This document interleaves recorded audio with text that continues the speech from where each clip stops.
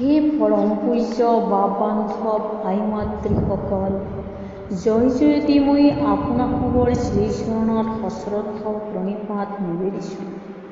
আজি আমি যিজনা মহৎ গুৰুৰ স্মৃতি ৰমন্থন কৰিবলৈ লৈছোঁ, তেওঁৱেই হ'ল শ্ৰী শ্ৰী অৰুণদেৱ গোস্বামী। যিজনা গুৰুৰ সান্নিধ্যত থাকি আমি অতি মূৰ্খমতীয়ে মহীয়ান হৈ পৰিছিলোঁ। হে পৰম পুথিবৃন্দ, আপোনাসৱেও নিশ্চয় জানে যে ইহ সংসাৰত গুৰুৱে হ'ল একমাত্ৰ লাখুটি।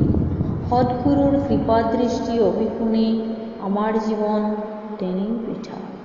সেয়ে আজিৰ এই পবিত্ৰ ক্ষণত গুৰুজনাৰ স্মৃতি ৰমন্থন কৰিবলৈ পাই নিজকে কৃতাৰ্থ মানিছোঁ। যিজনা গুৰুৱে এক কৃষ্ণগুৰু নাম ধৰ্ম প্ৰচাৰ কৰি মনুষ্য জগতত এক কৃষ্ণৰ মাহাত্ম্য প্ৰকাশ কৰি থৈ গ'ল, সেইজনা মহৎ গুৰুৰ স্মৃতি আজি মৰ্মে মৰ্মে উপলব্ধি কৰিছোঁ।